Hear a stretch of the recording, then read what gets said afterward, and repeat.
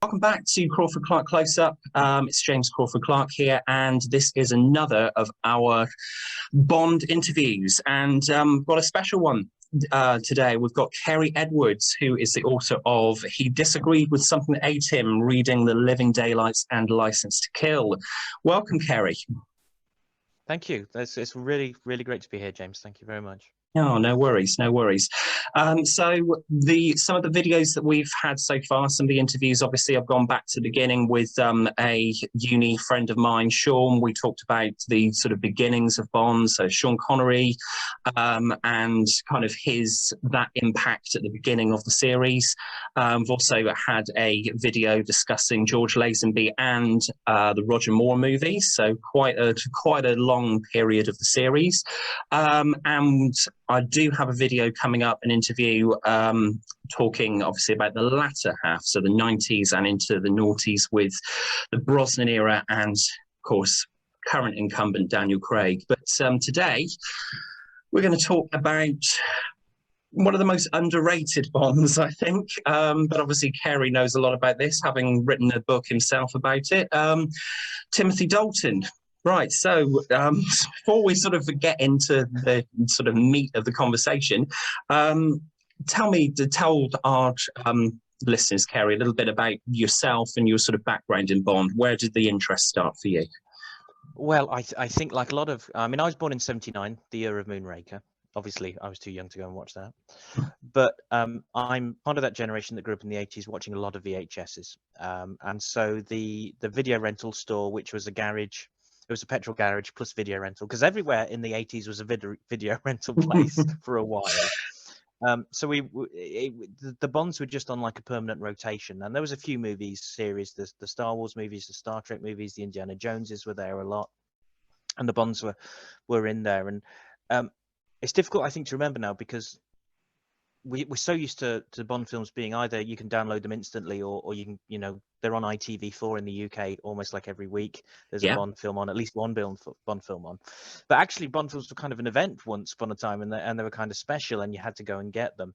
And so I grew up probably watching the Roger Moores, mostly the latter Roger Moores, because that was what was in the video shop. So I have very vivid memories of sort of For Your Eyes Only and Octopussy particularly. I think for whatever reason, Octopussy was the one that we rented the most. That's the impression I get. That's the one I remember mostly. So I just grew up with them around. And then when they were on TV, it was something that, the family would watch, and then we'd videotape them, which is great because I don't have them anymore. But actually watching a film videotaped off TV in the '80s is, one, great because of the adverts, which is amazing. But two, because everything was pan and scan. And they edited the movie in ways that were really dodgy. So you go, I remember the first time I think I got The Living Daylights on, well, it would have been on widescreen VHS. There's a whole chunk in Afghanistan which was missing that I didn't know existed, and it was really amazing. But basically, just a child of watching them. I remember the transition between Roger Moore and Timothy Dalton. I didn't get into Dalton straight away. I was slightly too young to go to the cinema. I was too young to go to watch License to Kill, sadly. But when they came out on video, that's when they became interesting. And then when they hit on TV, they became really, really big. Alongside that, then I've just got a journey into sort of studying film. I originally went to university in '97, the year of Tomorrow Never Dies, to go and study English Lit. And while doing English Lit, I started to do some film modules. And then I thought, I should have been doing film, but okay. So then I did a master's in film studies, and then after lots of years, I ended up doing a PhD as well. And I teach film now at the local college, and so I have a sort of academic hat. But the Bond films to me are a joy and a pleasure that I think, hopefully the book I wrote sort of celebrates my love of the Dalton films. I mean, I love all of them in different ways, but I particularly love the Dalton films, which I'm sure we'll get to. But they're a part of my identity, a part of my upbringing, a part of youth. And I think that's true for a lot of guys about, I don't know how old you are, but I'm 42. And I think a lot of people are roughly my age, grew up in this sort of way. And the Bond films are really important. Yeah, I mean, you touched on a lot of things that I was going to touch on myself, actually, because just to sort of give a bit of background to myself, I got into Bond again through the showings on TV, really on ITV. I know their channel quite notorious for butchering films in their edits, and I'm sure. I mean, I know my grandfather used to come round to sort of watch some of the films with my brother and I, younger brother and I. So sort of growing up, we watched them constantly until I think it was the special edition DVDs must have come out sort of early 2000s, around it was sort of between The World Is Not Enough and Die Another Day release. And we'd obviously had all of them recorded. I think ITV had done a what they call the 00 Heaven season, sort of just leading up to the release of The World Is Not Enough. So, I mean, The World Is Not Enough was the first one I went to cinema to see. I'm 34 now, so I mean, my Bond, 1987 is my year. So obviously that's the start of Dalton as well. So it's a nice little connection that I like to like to think that I've got there to the Bond series. But yeah, I mean, yeah, certainly watching them growing up, recording them off the TV, that was my first introduction to Bond, certainly. I mean, I know when I think ITV first started that season, you'd sort of see a film title like Dr. No, and it sounds really mysterious. And, you know, to a 12-year-old that I would have been at the time, you're sort of thinking, okay, what kind of film is this going to be? And obviously with them showing them on a weekly basis, we were recording them off the TV, watching them, and I must have worn the tapes out. I mean, it was just watch them constantly. Yeah, and just got into it from there. It's great. And that led me to reading the novels, to reading Fleming's novels. And that got me into, I've still got it somewhere, a red covered book called The Incredible World of 007 by Laurel and Pfeiffer, I think, which all the pages are nearly falling out because I must have just read through it endlessly, memorizing things and being really, really nerdy. I joined the James Bond fan club. I remember that as well. I was a member of that for forever. So yeah, it was a good time. Yeah, no, absolutely. Actually, it's very interesting that you say about obviously your background with the uni and the English and film. That's what I went to university to do. A friend of mine who I did the interview on the Sean Connery era of the series is I met through university, and we were studying English and film there. I actually wrote my dissertation in my film module, and it was on Sean Connery's Bond, basically. The sort of the connection between like how the spy series had begun, going up to like the later films, like and the influences like the Bourne series, for example, and obviously the connections between the fact that their initials are both JB, no coincidence at all there. No, can't be. No. That's really good. That's yeah. I mean, I did similar stuff, and it's really it's fun to be able to sort of bring that academic side, but then it's great just to put one on and just hang your brain up and watch a Bond movie and just chill, isn't it? It's yeah, it is. And the thing is, like you said as well, for all the ones that you really enjoy, there are ones that are not so great, or ones that you don't put on as often. And but the thing is, check your brain at the door for those ones, and you're still going to have a great time, aren't you? Absolutely, yeah. It's a terrific series because it, in many ways, it's a very odd series of films because it is tonally all over the place. But that means that there's almost like a Bond film that will fit any occasion by now. So you can have obviously Dalton's, which are serious and grittier, and actually in Living Daylight's quite romantic. But I'll put Moonraker on. Moonraker's an absolute blast. I haven't watched Dr. No in forever. I never watched Dr. No. I think ITV are actually sorry for any non-UK viewers here, ITV's big UK television network, basically, and they just recycle the Bonds constantly. And thank the Lord, now we've actually got high definition transfers of these on coming out on TV now. So the grain is gone, and some of the films do look amazing. I mean, I think Dr. No was on a week ago, actually. I think they're actually ploughing through them again. So I think it was From Russia with Love earlier today. So it'd be Goldfinger next month. I think From Russia with Love is... this might sound odd. It's not my favorite Bond film, but I think it might actually be the best Bond film, if you know what I mean. I think it's beautifully written, beautifully acted and crafted, and more than perhaps Dr. No sets the template for the movies. I think Dr. No feels a little rough around the edges, whereas From Russia with Love, feels, okay, I'm in a Bond film. I know it's all there and it's all working, and it has echoes through a lot of the other movies. It's tight, and it's very it's one of the closest adaptations of the novels, I would say. So I am working my way through the novels. It's really tricky because I'd read a lot of them previously, but it's one of those things where you get to a certain point, or I find I get to a certain point going through the books chronologically, and then for whatever reason, I get distracted by something else, or decide to read something else, watch something else. I'm trying to think where I'm up to. I'm reading Dr. No at the moment, so I'm about halfway through the series, or almost halfway through.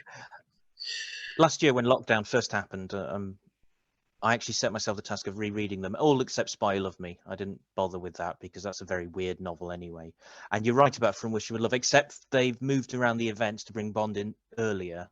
Because actually the first quarter of the novel, there's no Bond. It's all about Red Grant and it's all about the Russians, and which kind of works in the novel, but in the movie you'd just be sat waiting for Bond. So but it works very well. It does. I agree. So a bit of an on-the-spot question, Ellen. So you've already touched on a couple of Bonds that you're that you enjoy. If I'm putting you on the spot right now, right as we speak, 5 favorite Bond movies. What would you pick? Doesn't have to be any particular order. Just 5 of the favorites. That's really tough. Okay, well, look, I'm going to put the 2 Daltons in. So we're 2 down already. That's dreadful, isn't it? So we've got Living Dialogue, License to Kill. I just about prefer License to Kill, but I love them both very much. I'm going to put GoldenEye in. Okay. Which is the first one I saw in the cinema, so it has a very special place. It's the first film I went to the cinema to watch for a second time as well, so that was cool. Then I'm going to go From Russia with Love, which we mentioned, because I do think it's a terrific thriller. It's really tight. The characterization's good, and the villains are terrific. Red Grant, particularly Robert Shaw's performance, is so good. And it's a really thrilling film. You can't do anything without being controversial. I don't know what to do next. For the 5th, I'm gonna completely ignore Daniel Craig now, and I think I'm gonna ignore Roger Moore and go on Her Majesty's Secret Service as well. Okay. Because I think that's such a again very close to the novel. Very, very close to the novel, much more close. But that doesn't mean that I don't have a lot of soft spots for. In fact, if I just want to chillax, I think a Roger Moore James Bond film is possibly the most fun. Yeah. But sorry, Daniel Craig, I didn't even really mention you. But maybe talk about that later. Again, it's really close. That's really a really question. It's really. I know. I'm sorry.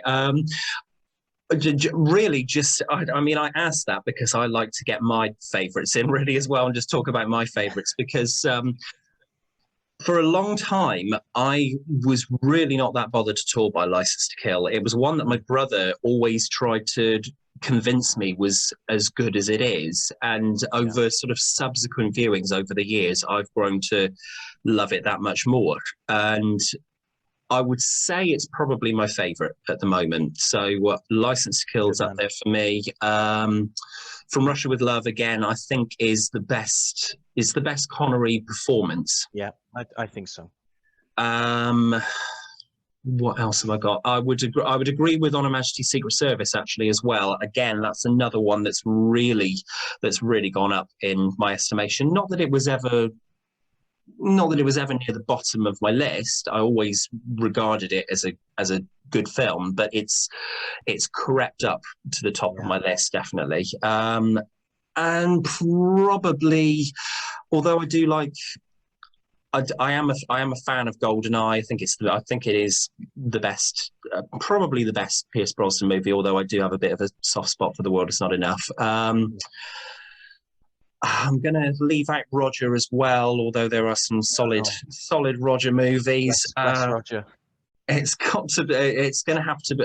I'm going to have Casino Royale and probably Skyfall up there as well. Just I think for Skyfall,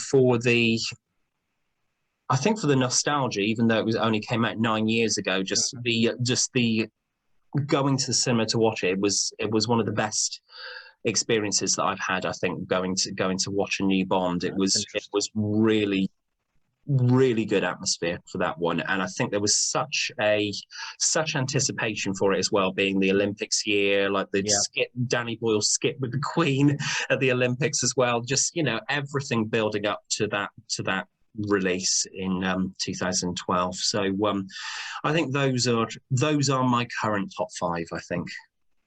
Fair play. I mean, it's difficult because they shift around, and I know when I was younger, I went for a period where I didn't think Roger Moore was any good, and now I watch them and I think, well, they're just doing something different. Yeah. But I get what you mean about License to Kill, because it depends. I think it depends how you watch it, and because if you watch License to Kill after, say, well, let's use Moonraker which is like Roger's high watermark, certainly at the box office. I mean, they feel so radically different. Mm-hmm. That and I think License to Kill is a very different Bond film. It's still a Bond film. I know some people kind of don't feel that, but I do think it is. I do think it ticks the boxes, but it does do something very different at the same time. And that, I think, for a lot of people, a lot similar to On Her Majesty's Secret Service, which was quite a shock after You Only Live Twice. Just felt odd and different. And over time, when you sort of remove the context, and we skip about the Bond films, we don't worry about them coming out in order, I think you get a bit more objectivity and you see the value in them. Mm. And I mean, it's something that I'd like to go into in a moment when we get to discussing Dalton's Bond and the differences between the two. But certainly they're very different films stylistically, Living Daylights and License to Kill, one coming after the other. They are quite polar opposites in some ways, despite the fact that it's obviously Dalton in the lead role for both. And they are very different films, and they will appeal to people in different ways. I think Living Daylights seems more the traditional film from the mold that's come before it, whereas License to Kill was obviously trying to do something quite radical, going right back to Fleming, and you can see so many Fleming references within License to Kill. I think that's personally why I enjoy License over Daylights, but that's my personal opinion. Right, so let's talk about Dalton then. So firstly, why is he the forgotten Bond, if you like? He did 2 films. Why is he the forgotten one? I think there's two reasons, and it imitates somewhat what happened to George Lazenby. But George Lazenby went through a reappraisal. I think Dalton is going through a reappraisal right now. I think, but us talking about him is part of that reappraisal. But I think it's a sort of a hangover from License to Kill's slightly disappointing box office. Now, License to Kill made money. It made over 150 million off the top of my head, but it was released in the summer of 1989, sandwiched in between there's Batman, there's Lethal Weapon 2, there's Indiana Jones and the Last Crusade, there's Ghostbusters 2, and the Star Trek 5 as well, although that didn't do very well and is not a great movie. But these are big blockbuster franchises. Yeah. And they pitched License to Kill into that. It also was a film with a terrible marketing campaign, certainly in the US. The name change from License Revoked didn't help. That never communicates well to the movie sort of trade press, things like Variety. It's like the sign that a movie's in trouble, even when it isn't, if a name change happens. So that didn't help. It always breaks my heart because there's some really good promo art done for License Revoked, which is fantastic. And I think it's the artist Bob Peake, who did The Spy Who Loved Me. They got him in, and there's some really interesting images that would communicate, yes, it's a Bond film, but it's different. And then they ended up with this really kind of generic, bland, bizarre image with Dalton, and there's a square in between his legs with Sanchez, and then you've got the women. And it's just like, oh, the women are in the box, and so Sanchez is behind, sort of on fire, and it's just rubbish. And they didn't spend much on it because MGM, the company that well, is now owned by Amazon, had been in financial mess for years, and they basically mucked it up. That financial mess, which is very complicated, then affected the Bond films up until GoldenEye. So there's this, I think, idea that Dalton did License to Kill, and it was so bad they didn't make another Bond film for 6 years, which is not what happened. Is basically this guy called Giancarlo Peretti took over MGM. There's all sorts of difficult contract things about the rights to the Bond films that go on, and basically everybody's in court, so nobody can make a movie. There was a potential third Dalton film that didn't get made. Sometimes I'm sad about that, and sometimes I'm relieved, because if it hadn't been good, it would have taken the shine off the two that we've got. So yeah, that's true. We'll leave it. But I think it's just that legacy. And then when Pierce Brosnan came in, it was hailed as a sort of resetting and a return to the franchise. And of course, GoldenEye is terrific, and it is terrific. And it made a ton of money. It made over $300 million. It was the most successful Bond film, ignoring inflation. And it sort of wiped away the Dalton era. And you know, you go back and read some of the reviews, and there's a sense that that we got the real Bond back, and we're not going to worry about Dalton anymore. And but I think, just as you've rewatched them, and you know, License to Kill particularly, and come to like them more, I think that's increasingly happening. People are discovering Dalton and going, actually, this is really interesting, this is really cool, and different, and in a sense prefigures a lot of things that happened in the Daniel Craig films, the more personal narratives, the growth of the character, the grittiness, the physicality, all of those sorts of things.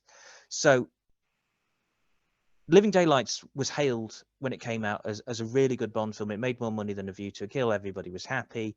But License to Kill, because of its poor advertising campaign, the perceived box office failure, it's not a failure, but it didn't do as well as Daylights. And then the hiatus between License to Kill and GoldenEye. And you know, of course, Dalton walks away from the role. He was offered GoldenEye. He thought about doing it, and something I cover in the book is that he then decided, well, he'd do one, but he's not going to sign up to another 3 or 4 of these movies. And so he happily walked away from it. He's a very private guy, Dalton, and I think a bit of him was very relieved to get away from this fame. Pierce Brosnan loves it. Clearly, he's on Instagram and he's doing stuff. He adores it. Dalton, you know, it's very difficult to find out anything about Timothy Dalton. He just isn't that sort of person. Do you know what would be fascinating? Actually, sorry to interrupt you. Is I know that I don't know if you saw any of it at all, but Brosnan actually did like a live stream, like a watch along of GoldenEye. I watched some of that. Yeah. I think it was towards the beginning of when sort of COVID hit and everything, and I was watching along with it. I think it was a Sunday night again, so it's one of those things like perfect wind down to the week, just sort of watching a Bond with a Bond, and it just makes you wonder the fact that he, you know, Brosnan is apart from Roger Moore, of course, who did commentaries for all of his films. I think Brosnan sort of did a commentary track with Rosamund Pike for Die Another Day, but it would be fascinating to see, like, just to hear Dalton's views going back and looking back over both of his films. Yeah, it would be great. I don't think he'd do it, sadly. No, it would be I great. don't think so. And there's one more aspect I'll not mention, which actually mentioning Brosnan is really important, is because Brosnan should have done The Living Daylights. He was signed up, the suits were measured. His contract for Remington Steele was renewed for a few TV movies, and that screwed it. So Dalton came in. I think they'd already started shooting when Dalton arrived.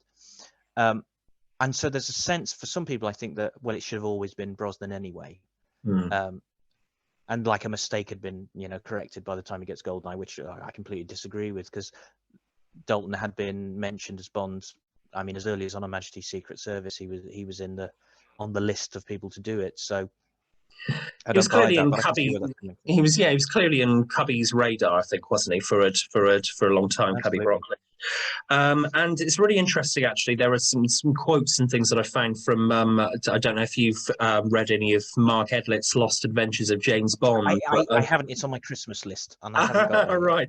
I'm just going to take one sort of snippet from it, which is basically just, it's not really spoiling anything, but Dalton had actually said to Cubby, I think I'd love to do one, as you said, obviously, so to do a third, try and take the best of the two that I've done and consolidate them into a third. Whether that would have worked, looking at some of the story ideas that obviously Michael Wilson had at the time with various other screenwriters, I don't know personally.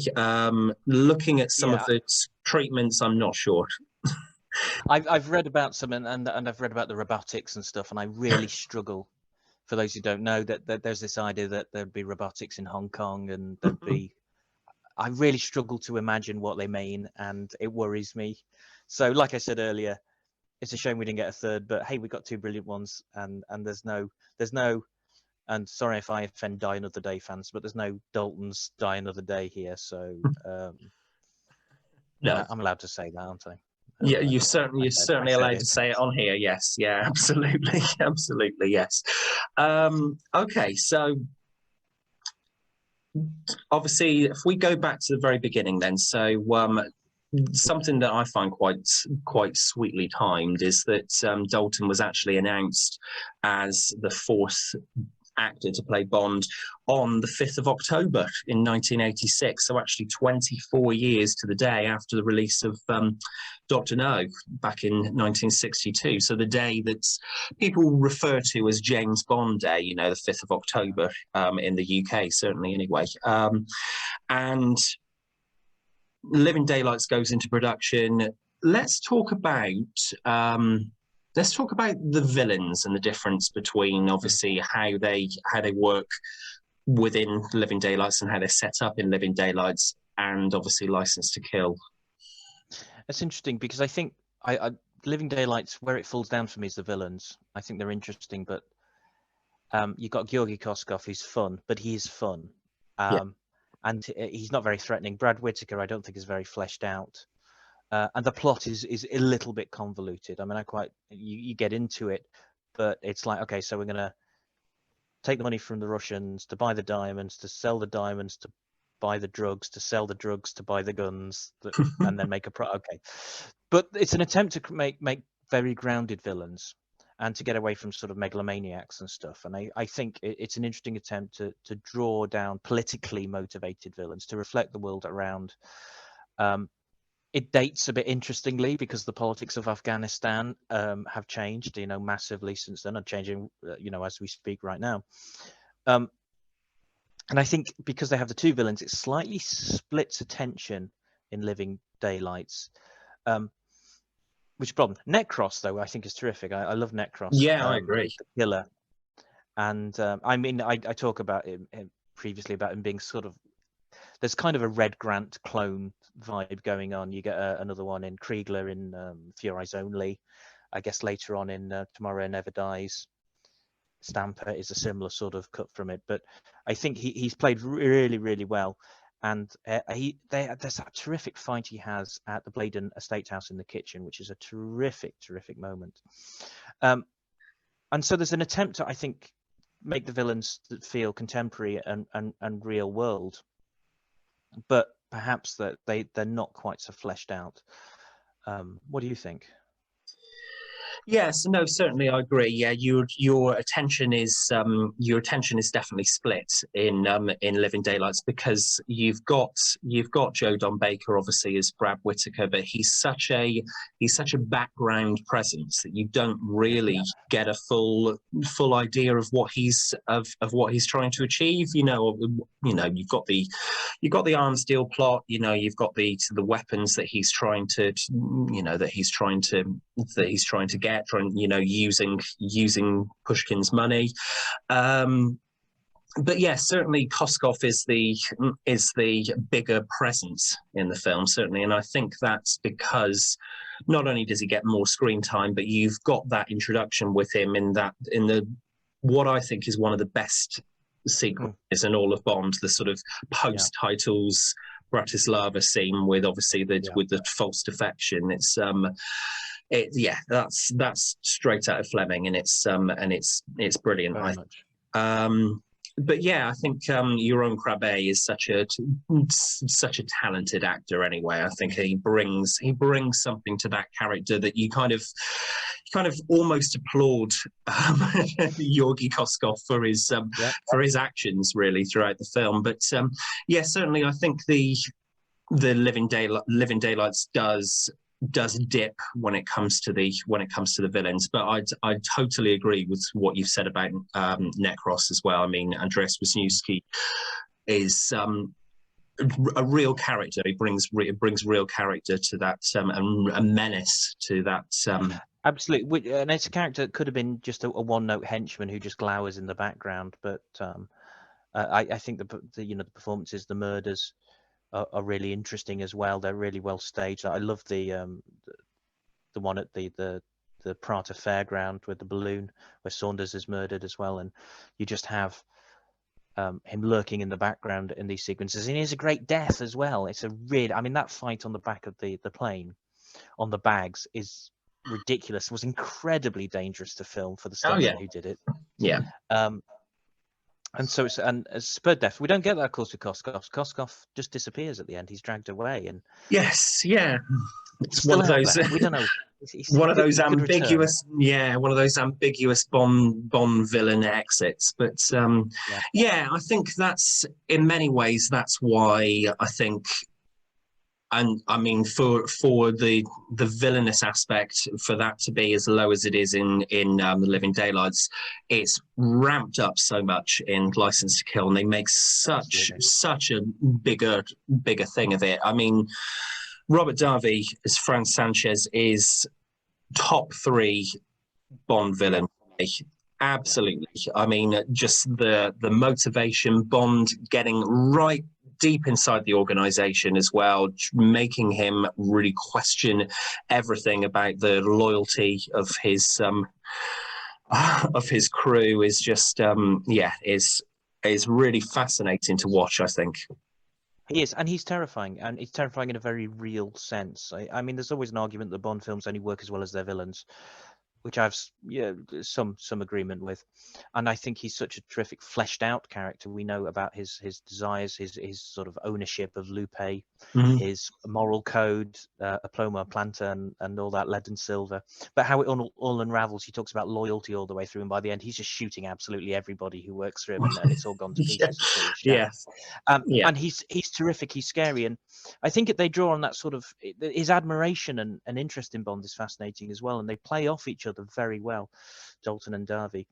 And then in the background you've got very young Benicio del Toro, Dario, who is just again a psychotic little henchman. He's such a presence. You could tell, couldn't you, as an actor, you could tell that he was going places, like with sort of early films like that, and the career he's had since is amazing, really. No, it is. It's fabulous. Yeah. So sort of moving away from the villains, let's talk about the leading ladies of Daylights and License to Kill, for want of a better word, really. I mean, personally, we can call them Bond girls, can't we? We can call them Bond girls. We can call them Bond girls. Okay, all right. I think it's strange. I think that Cara feels more like a Bond lady rather than Pam and Lupe, I think. But it's I do love the 3 of them in different ways. I think personally, for me, I think I don't know. I was going to say the sort of interaction between Bond and the girls in License to Kill is stronger than it is in Daylights. But again, they're 2 very different approaches. I think so. I think Living Daylights is actually a really romantic film. Yes. I mean, although we see Bond with I can never remember her name, but the lady in the pre-credit sequence, you can't find a real man. I want to say Linda, but I'm not sure. It could be.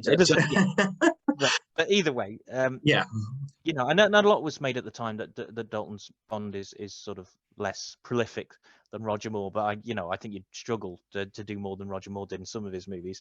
yeah, And again, that goes back to the novels. You know, there's one or two women usually in the novels, really. Certainly, the Bond is romantic with. Cara is seduced by Bond, and there's these romantic scenes like on the Ferris wheel or just at the fair, and her character development is really, really interesting. Before this, I think there'd been, certainly since sort of the late 60s, early 70s, this desire to say that this Bond woman is different, and we set up strong Bond women. But by the end, certainly by the third act, they're useless, and they have to be rescued. And you think about Tiffany Case's, you know, the first half, Tiffany Case is like this strong, independent woman. I was literally just, that gangster. was my example. And then act 3, she's in a bikini and she's scared of firing a gun.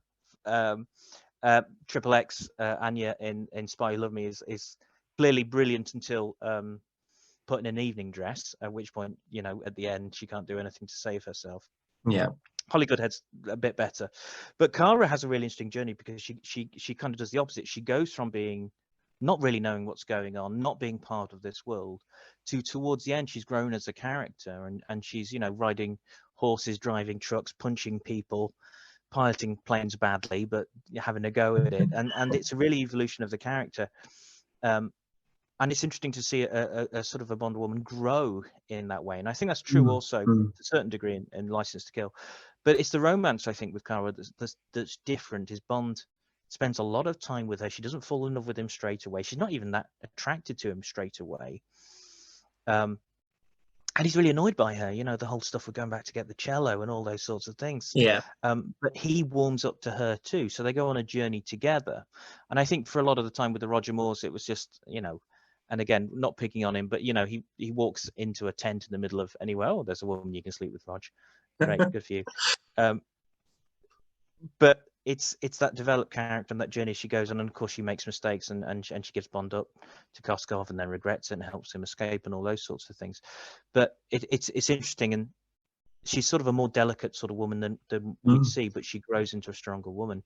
In License to Kill, I think it's really interesting because the way they're paired, because Lupe for me feels like Domino in Thunderball. Yeah. She's the girl who is the kept woman of the villain. She's, you know, under threat by him, under torture, and what should happen is Bond should go for her, and in License to Kill, Bond, you know, in the very last scene rejects that and goes for Pam, the strong independent woman who has helped all the way through, doesn't ever really need rescuing. It's with Bond to some. Yeah. Oh, I've lost you for a moment there.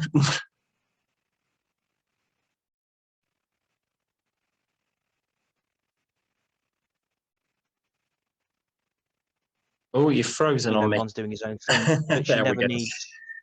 Sorry, you've frozen on me for a second. Oh, did I there. freeze? Sorry about that. No, I don't know if it's it might be my internet connection. Sorry about that. Carry on. Okay.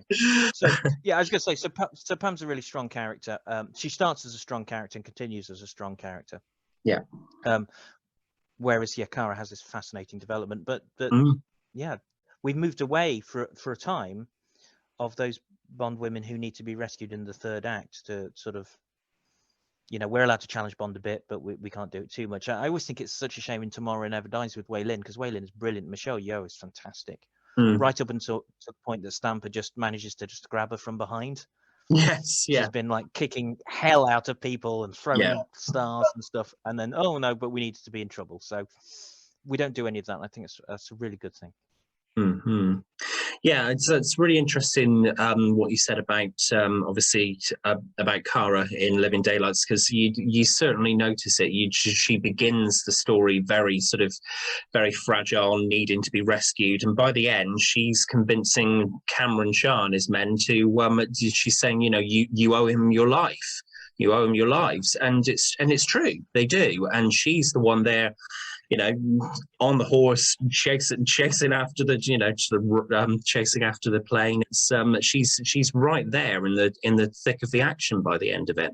Obviously, Pam's a given, really, in License to Kill. Like as you said, she's very sort of headstrong from the moment you meet her. You know of her background. You know she sort of used to fly charter planes. You know she's very independent, strong woman.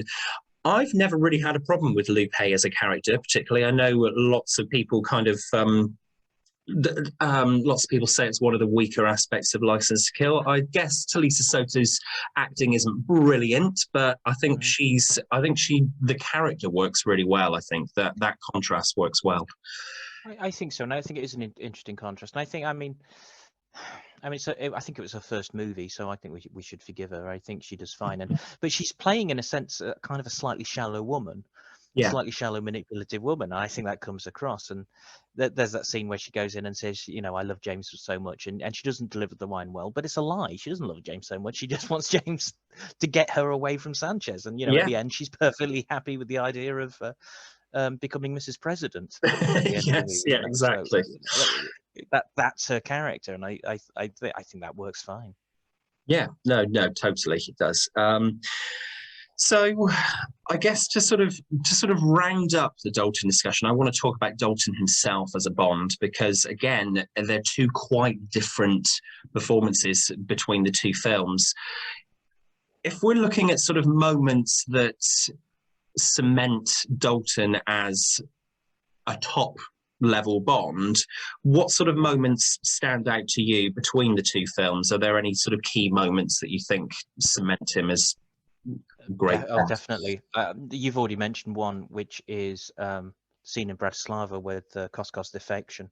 It's the way that Dalton picks up the rifle. I'd love that thing with the tuxedo where it zips, sort of velcros across. So do I. Yeah, and it turns up in License to Kill. It's really cool. And he sort of settles on the chair with this ridiculously huge Walther rifle, and he just looks like, you know, he'll kill somebody straight away. Yeah. And I think you always get the sense of that with Dalton is that this is somebody who might not enjoy killing, but is willing to kill throughout all of his movies. He is a tough character, and he, you know, Dalton clearly liked the Fleming novels. He talks about them a lot. He reread them while filming. He sort of, that's his guide. Living Daylights, in a sense, it isn't a fully formed Dalton film in a sense because it wasn't written for him. It kind of, you can. It was written generically. It could have been Pierce Brosnan. I think it evolved as they made it to suit him more. And if you look at those deleted scenes, like the one with the magic carpet, yes, if you look at the deleted, you can see, okay, that's not going to work. We're going to leave this stuff. So I think the opening of Living Daylights as well, because it's almost wordless. Part of Dalton's Bond is his intense physicality. Yeah. He's really tough in the fight scenes and stuff. And just to see Dalton, after years of watching Roger Moore's stunt doubles do various things and some dodgy back projection, just see Dalton on top of a Land Rover, I think is a real statement of intent. Another key moment for me, this time from License to Kill, I think is the moment where he discovers Della and Felix. I think it's a really important moment because we really see an emotional response from Bond. And I've likened that to sort of a callback to Tracy's death on Her Majesty's Secret Service, that we see those layers. And actually there's a wonderful moment earlier where Della throws him the garter after the wedding and he doesn't really want it. And Felix mentions that he was married once. And so we start peeling back Bond's layers to see that this is a character with a history, with loves, with regrets. And he encapsulates something that Fleming talks about. Fleming uses a word called acidy, which is sort of a bit like self-loathing. I always think he does these things for his government and they need doing, but he's not entirely sure sometimes. So he smokes and he drinks and he sleeps with women to sort of cope with these things. And I think that's what you get with Dalton, is a sense of sort of the moral questions that hang over a character like Bond. Yeah. So I think totally. they're my three big moments. Actually, to quote the the incredible world of James Bond. I think it was Pfeiffer and Philip Lisa, I think it was as well, was one of the authors. Yeah, no, that's fine. So this is quite interesting how they remark on the he disagreed with something that ate him scene. Obviously, the Dalton's reaction to sort of maimed Felix. It's here that Dalton's acting skills come into full force. His look of rage combined with the frustration of helplessness lets the audience know this is a Bond that's unpredictable and very dangerous. It's a superb performance, one that erases any memory of other Bond actors. With license, Dalton cements his own persona on 007. Now, I think that's quite a bold statement to make, but certainly I agree with that last sentence. He certainly does cement his Bond with License to Kill. Yeah, no, absolutely. I think, and I've said before, that Living Daylights almost feels a slightly transitional. Is you get hints of it and you get glimpses of it. The scene with Saunders in the car where he talks about stuff my orders and all those sorts of things. It's terrific, and that's a very new element. Is the relationship with M really develops, and I think Robert Brown in Octopussy and A View to a Kill is slightly under Bernard Lee's shadow. Yeah. But in Living Daylights and License to Kill, he becomes M. He becomes a different sort of M. He becomes his own sort of M. And then you have that wonderful scene at the Hemingway house in License to Kill, where absolutely crackles with intensity. And again, I could have chosen that scene because that's terrific as well. Because we find out that what Bond believes in. He believes in helping Leiter. He believes in avenging the wife, and it's a different sort of thing. But that relationship really changes, and it's interesting in a sense because M represents a sort of father figure in the Bond films, and he's the voice of authority. So throwing that off is actually a really significant. Bond seems to go rogue every 5 minutes now, but once upon a time that was a hell of a shock when he did that. That's the thing. I mean, and again, that's kind of argues the point over again that that Dalton was such a precursor to what they're doing now with the Daniel Craig arc. I mean, the Craig movies have got so much to thank the two Dalton movies for. Really, I think in sort of establishing the idea that Bond can go darker, doesn't have to be light and sort of space battles and things. As fun as that is, it can go darker as well. Yeah, and I think he sets the groundwork for some of the stuff that happens in the Brosnan movies as well. The scene on the beach in GoldenEye, or the relationship with Paris in Tomorrow Never Dies, has elements of that. That there is perhaps a regret or a. It's not all light. It's a difficult sort of job doing these sorts of things, and I think Dalton breaks that in. There's perhaps hints of it before, and you do get ruthless moments in the Roger Moore movies. You think about that moment where he kicks Locke off the mountain in For Your Eyes Only, which is really brutal. Showed you that Roger Moore could do it when I don't think he wanted to, but he could do it as an actor. But yeah, it absolutely sets up that idea that the Bond has emotional layers and emotional depths and regrets, and is conflicted about what he does. And and that's the decision not to shoot Kara is breaking orders, is following his gut, and that's straight out of Fleming's short story as well. So that's another nice link. Yeah, I'm looking forward to getting that far actually, because I don't know if I've ever got as far as reading the Living Daylight short story. So that'll be really interesting because you'll read that and you'll go, okay, yeah, I can see where a lot of this has happened. Yeah, I will get to it soon. Hopefully, I'm hoping by the end of the year they'll all be done. But yeah, I'm working my way through them at the moment. Two moments actually, one from Daylights and one from License that we haven't actually talked about yet. That are two of my personal favourites. Are in Daylights, it's Bond interrogating Pushkin in the hotel room. I think that's a fantastic moment. I think that really shows Dalton, shows the hard sort of exterior that you've got there, but also like there's so much intent that he has as a character there. You think that he could shoot Pushkin just on the spot, and his approach to sort of Pushkin's mistress as well is quite interesting in that sequence. There's no nonsense from Dalton, is there? No, absolutely. There's no quips there. There's no jokes. That's a terrific scene. It is a very tough, and the way he handles the gun and everything, he just looks like though this is second nature to him. The other is obviously the cathartic moment, and I suppose the sigh of relief that Dalton's Bond gives once Sanchez knows the truth at the end, flicks the lighter, Sanchez up in flames, and Bond's already struggled to get away from the explosion anyway, but the fact that he sort of rests up against the rock, he looks exhausted.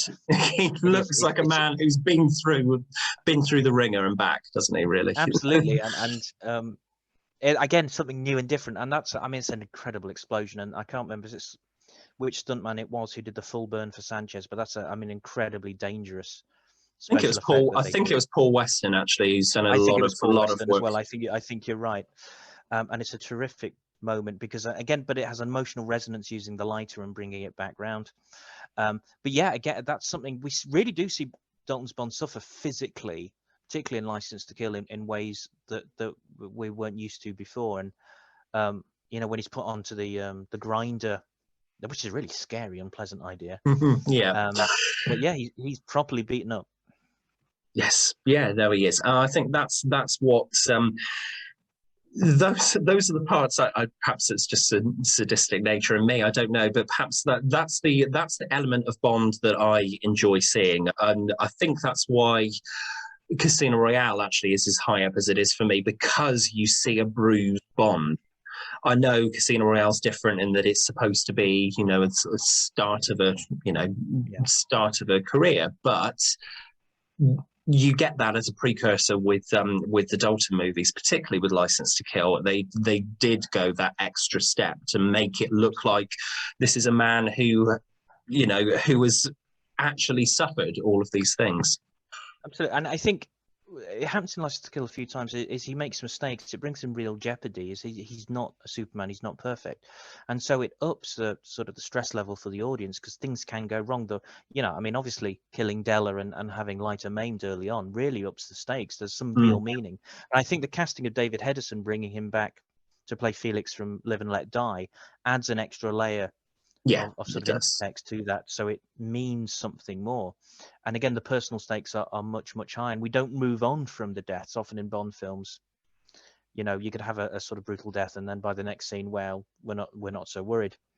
But here, deaths have meaning, and that's I think a very good thing to do, and it recalls the earlier Bond films. It's interesting when you hear Pierce Brosnan talk about James Bond. He always talks about his encountering GoldenEye in the 60s and the Queen's Road or whatever it was, and he has this little speech which is great.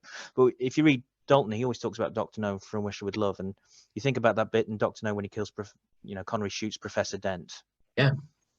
That's very similar. That's that moment where we're going to be brutal and we're going to kill somebody and it's going to be tough. And again, I think the relationship in From Russia with Love with Tatiana kind of has some echoes in what happens in The Living Daylights, so where again it's more romantic. Yeah, no, totally. And you've got an almost inverse of the of Bond being a step ahead of Sanchez in License to Kill, where with Bond being a step behind the sort of the Spectre plot in Russia with Love, and that's where it goes head to head. He goes head to head with Grant on the train. Is still one of the best sequences in the series. That's brilliant. Yeah, no, it's terrific. That, and the fight is the build up, the tension, and then the fight is absolutely superb. To kind of round up this discussion, I've got one question I want to ask you, because so many people have such an issue with the end of License to Kill. I'm not talking about the winking fish here either. I'm not actually talking about the winking fish. I'm talking about Bond on the phone with Felix in the hospital bed. What's your take on that? Because I've never personally had as big a problem as so many people seem to have with that. But I think it depends how much you want to think about it. He is a little okay, Felix, bless him. He's a little chipper. For a man who's lost, if it follow, you know, at least a leg, and Yeah. his wife has been brutally murdered, he is a little bit chipper. I understand why they put it in, because we needed to tell the audience that Felix survived. Yes. Yeah. And you know, that's the last we see of him until Casino Royale, and that's a different sort of thing anyway. So we do need that sort of sense that Felix survived. As for the performance, does it quite reflect the seriousness of what's gone on? No, it doesn't. I don't have a huge problem. I don't have a huge problem with the winking fish either, which I know a lot No, of I people don't. like. I don't. I think it brings a little bit of lightness to the end of it, because it's been a tough movie, so they Yeah. lighten it up in the end, and yeah, I'm generally okay with it, but I can see where people are coming from. I think, yeah, I mean, that's interesting that you say about the lightness as well, because people do forget some of the comedy that is in License to Kill, and the fact that people say that Dalton's comedy wasn't his strength. No, of course it wasn't. That wasn't his Bond at all. That wasn't what he was trying to achieve with the character. But you still get some great dialogue in there. I mean, Bond, Sanchez supposedly meeting Bond for the first time and sort of saying, what do you do? I'd help people with problems and problem eliminator. Those lines are great. I mean, it's not tongue in cheek, but it gets the job done. I think so, and I think Desmond Llewellyn comes in as Q and brings a lot of lightness, and there's that wonderful detail where, having berated Bond since From Wisher with Love, or certainly from Goldfinger, for treating the gadgets badly, then just throws one in a bush and walks away from it, which is a terrific moment. So there is humor. There's humor from Sanchez. The whole, what should we do with the money, launder it, and that sort of stuff is there. But it's not a funny story. I mean, it's interesting because Dalton can do comedy. I mean, you watch Hot Fuzz, and the man is bloody hilarious. Oh, he's really funny in that movie. So good in that. But this is how he seems James Bond, and so you get a real fleshed out characterization, and a consistent one certainly in License to Kill. And I think it's certainly John Glenn's best directed Bond film. I think it's the most coherent Bond film. Yeah. I find the three he did for Roger Moore, I enjoy them all, but I find them a little schizophrenic tonally. Yes. I find them a little bit all over the place. It's like, okay, we're going to do something really dark here, and then we're going to do something really silly here, and it's like the Octopussy, the bit with is it 009 who's assassinated at the beginning, and that's a really bizarre, cool moment in Octopussy. Yeah, it is. And then there's Roger Moore zooming in on some woman's breasts with a TV camera, and you're like, yeah. So, but yeah, it depends what you think James Bond is and what it should be. I think a lot of people who like the novels tend to end up liking Dalton, because you can really see a through line between what Fleming was writing about and what Dalton is trying to do. Yeah. And the books are not funny. The books, no. They have jokes in them, but they're not funny books. But there is humor there, and I think he plays a lot of the light stuff in Living Daylights perfectly well. The whole cello case escape is done beautifully, and so it's an attempt to do something interesting and more grown up. Dalton saw these as movies for adults, not movies for kids, and he wanted to get back to that sense of these are adult thrillers, which License to Kill definitely does. Great. I think that's a good point to conclude the Dalton discussion. I think we've touched on a lot of different points there. I think that's it's great to find somebody who is as enthusiastic about Dalton's Bond as I am, though, because he is my favorite. I don't whether he's the best or not, I don't know, because at times you have to go back to Connery in those early films. He's so good in those, particularly from Russia with Love. But there are moments in Dr. No, Goldfinger, he does kind of jaunt through that film without really knowing anything that's going on, which is interesting. He spends an awful lot of time in Goldfinger in doing nothing. Yes, an odd movie Goldfinger, when you think actually it's like Act 2. He doesn't really do much. No, he doesn't. But but I mean, I love them all in different ways, and I think that's a very cop-out thing to say for a Bond fan. But I do. I mean, I'd love what Lazenby brought to the role in the brief time that he was there. I don't think Sean could have done On Her Majesty's Secret Service in quite the same way. It would have been a very not at that stage. it Yeah, would have been a very it would different have been. film. Yeah. I do like what Roger brought to us, what Roger brought to the series as well. I think they're some of the most entertaining films to watch. Oh, definitely the Moore films. I enjoy Brosnan, I enjoy Craig as well, which kind of leads me into No Time to Die. I think is coming out at the end of September. I really hope it is, because I could have Yeah, me too. thrown things across the room when I found it was it delayed as many times as it was. But what are you expecting from the last Daniel Craig Bond?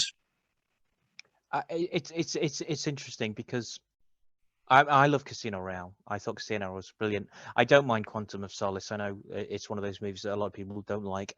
It feels underdeveloped. It was the production schedule and everything was a bit of a nightmare, and the script was unfinished, and it does show, particularly again around the villains. It's like not sure it's there, and some of the action is over edited, but I think it starts well, and I think Craig does well in it. I'm one of the few people who's not that keen on Skyfall.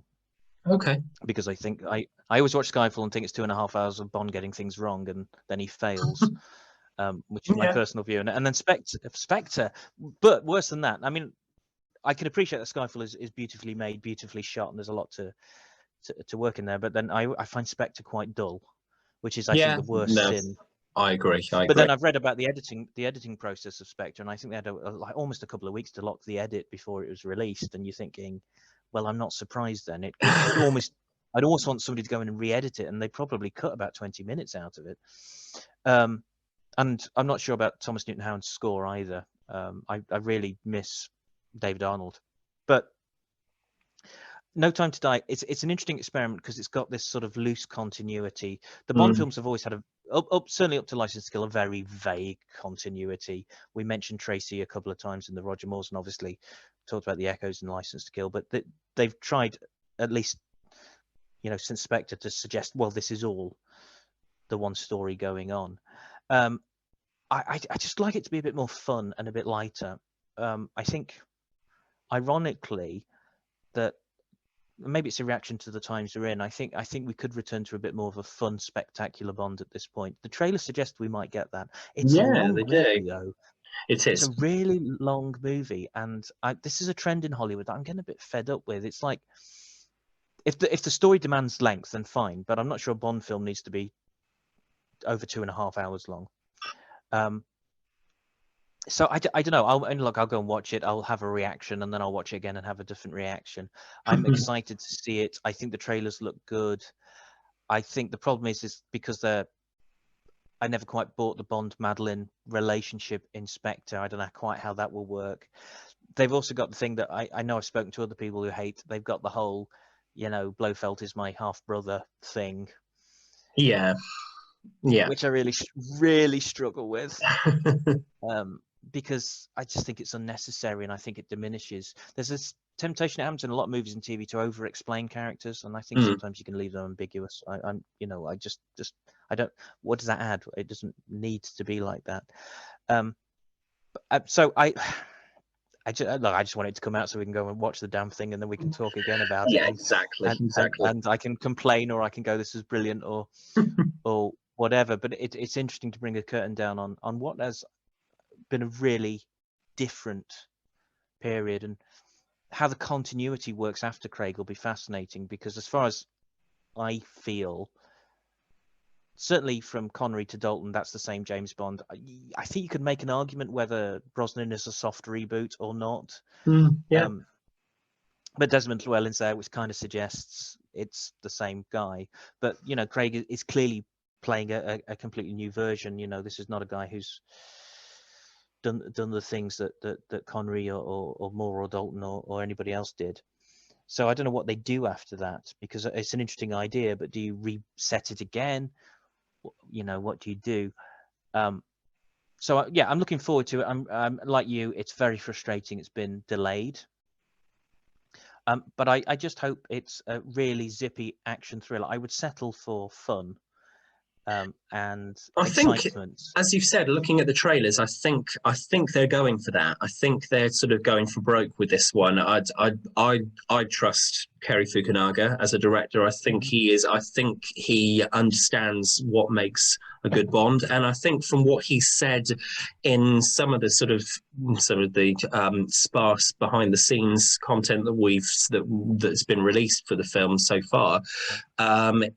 He has gone back to Casino Royale and is trying to close that story arc in the best way that he can. So, yeah, I'm hopeful for it. I think it may buck the trend of each actor's last Bond film, obviously aside from Lazenby and from License to Kill. I mean, if you look at the others, View to a Kill, Diamonds Are Forever, Die Another Day. Yeah. Let's hope we get a good solid ending. Look, but I got stupidly excited as soon as I saw the Aston Martin V8 from Living Daylights there. I was like, oh my God, that's in the movie. I'm not sure how that makes sense, but it's there, so that's cool. So look, yeah, it's going to be really interesting, and hopefully it'll be good 2.5 hours or whatever of escapism, because I think the way the world is right now, that would be a terrific antidote to what's going on. Yeah, and bringing people back to the cinema. I mean, I think that's their idea, and it's Bond is always going to get people on seats, isn't it? Yeah, absolutely. I think although the delays are frustrating, I think preserving the cinema release is a good idea. I think preserving the ritual and the specialness of it is a really, really good idea. So just fingers crossed. Yeah, I'm certainly keeping my fingers crossed as well. Right, well, for my viewers who, if this is completely brand new, or you're wanting a little, if you're a fan of Timothy Dalton's Bond movies, and you want to read up a little bit more about them, then that is the book that you need. He disagreed with something that ate him. There you go. Well. There it is. Checked out earlier to see what I said. It's the book you need.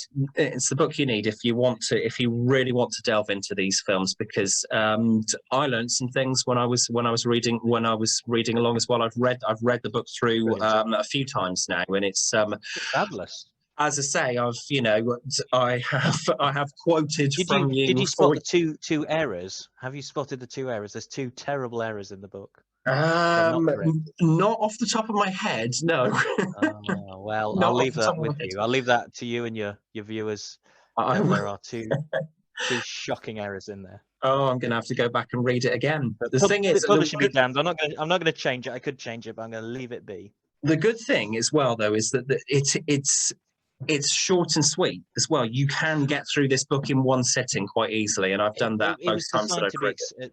To be accessible, and it came out of research I did while at university, and then I came back to, and I sort of published it just for the fun of doing it, really, just to see what happens. And it's been a wonderful experience because I get to talk to guys like you, and it has opened up it's this door to other Dalton fans, and it's like, okay, so I'm not just sat here thinking, why does nobody else like this? That there are more of us than perhaps I thought there were. And I think Dalton is in the middle of his journey, and it's the George Lazenby journey. Is you go from everybody thinks you're rubbish to people rediscover you, to eventually everybody thinks, actually, this is some damn good stuff, and this is some of the best stuff, James Bond stuff in the series. And I think we're in the middle of that movement right now. Right. That sounds like a perfect place to end to me. Cary, thanks very much for joining me. It's been really interesting getting your insight into what you enjoy about Bond, and particularly what you like about Dalton's Bond. Thank you very much. It's absolutely fabulous to actually meet you face to face, sort of face to face. Yes, it is. But it's good enough, and it's really nice just to share the love of Bond generally, but Dalton in particular. Brilliant. Thanks very much. You're welcome. No worries. Thank you. We'll leave it there. Cheers, buddy. Cheers. Thanks. All right. Cheers. Thank you. Bye. Bye.